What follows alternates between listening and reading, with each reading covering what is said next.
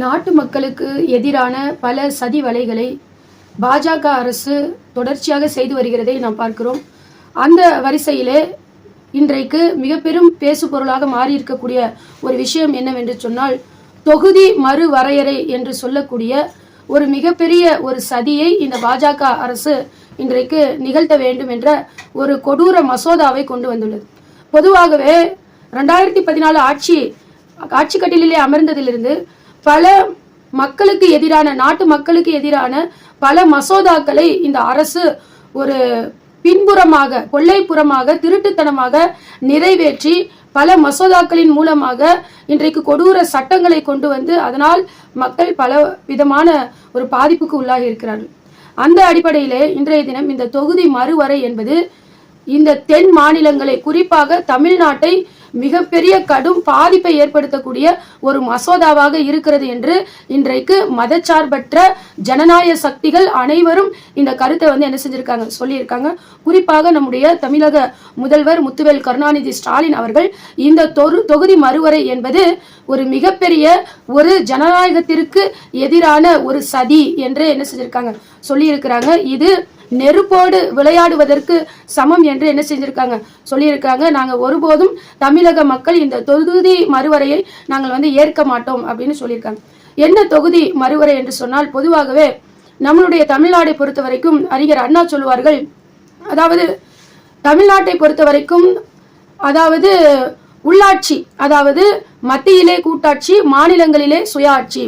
சுய ஆட்சி என்பது மாநிலங்களுடைய உரிமையை பெறுவதிலும் மாநிலங்களுக்கான ஒரு சுய மரியாதை இருப்பதும் தான் மாநிலங்களினுடைய சுய ஆட்சியை உறுதிப்படுத்தக்கூடிய ஒரு அடிப்படையை கொண்டு வந்ததுதான் இந்த திராவிட மாடல் அரசு. இந்த திராவிட கொள்கை என்பதே அதாவது மாநிலங்கள் சுய ஆட்சியோடு அது என்ன செய்ய வேண்டும், இருக்க வேண்டும்.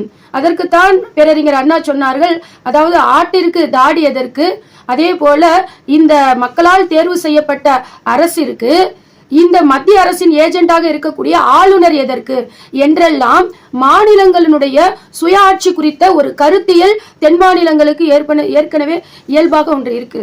எனவே இன்றைக்கு தென் மாநிலங்களுடைய வளர்ச்சி சில மசோதாக்களை, சில கருப்பு சட்டங்களை போடுவதற்கு தென் மாநிலங்கள் எதிர்ப்பு தெரிவிக்கிறார்கள். எனவே அறிஞர் அண்ணா சொன்னது போல் வடக்கு வாழ்கிறது தெற்கு தேய்கிறது என்று சொன்னார்கள். இந்த கருத்தியலை மாற்ற வேண்டும் என்று துடிக்கக்கூடிய இந்த பாசிச பாஜக அரசு இன்றைக்கு தொகுதி மறுவரை என்ற பெயரிலே வடக்கு ஆள வேண்டும், தெற்கு வீழ வேண்டும் என்ற ஒரு சதியை இன்று இந்த தொகுதி மறுவரை மூலமாக கொண்டு வந்திருக்கிறார்கள். இதன் மூலமாக அங்கே நாடாளுமன்றத்திலே நம் தென் மாநிலங்களுக்கான குரல் முழுவதுமாக என்ன செய்யப்படும், நசுக்கப்படும்.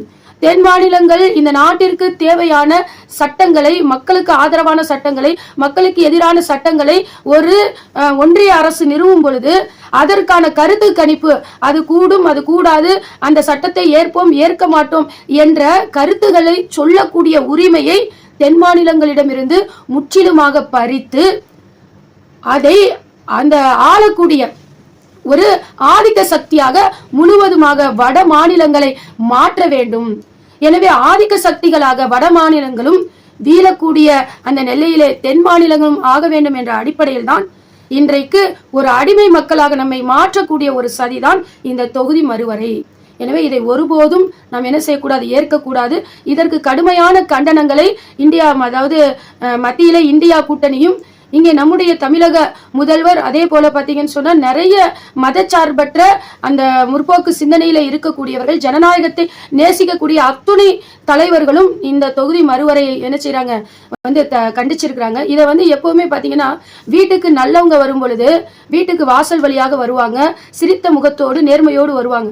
ஆனா திருடர்களும் கொள்ளைக்காரர்களும் முகமூடி அணிந்துதான் என்ன செய்வாங்க, வீட்டிற்குள் வருவார்கள். அதே போலத்தான் பாஜக அரசு இதை எப்படி இந்த சட்டத்தை உள்ளே கொண்டு வருகிறது என்று சொன்னால், அதாவது பெண்களுக்கு நாங்கள் இடஒதுக்கீடு தருகிறோம், 35% 50% அதை மாற்றுகிறோம் என்ற பெயரிலே அதை சீர் செய்வது போல இந்த தொகுதி மறுவரையை உள்ள என்ன செய்றாங்க, அவர்கள் நுழைக்க பார்க்கிறார்கள். ஆனால் இது போன்ற சூழ்ச்சிகளை எல்லாம் அறியாத மக்களாக தென் மாநில மக்கள் இருக்கிறார்கள் என்று அவர்கள் நினைக்கிறார்கள். ஆனால் இது அப்படிப்பட்ட மண் கிடையாது, இது திராவிட மண்.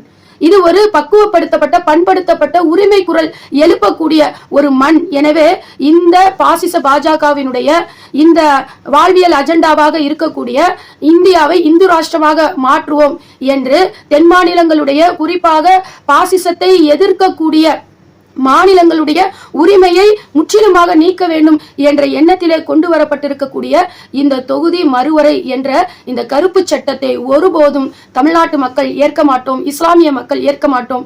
எங்களுடைய சிஎம் முதல்வர் ஸ்டாலின் அவர்கள் சொல்லி இருக்கிறார்கள். இதற்கான கடுமையான ஒரு எதிர்ப்பை நிச்சயமாக தமிழ்நாடு என்ன செய்யும், வெளிப்படுத்தும். கடுமையான போராட்டங்களை வெளிப்படுத்தும். அப்படி வெளிப்படுத்தும் பொழுது எங்களுடைய முதல்வருடைய கரங்களை வலுப்படுத்தக்கூடியவர்களில் முதல் வரிசையிலே தமிழக இஸ்லாமிய மக்கள் இருப்போம்.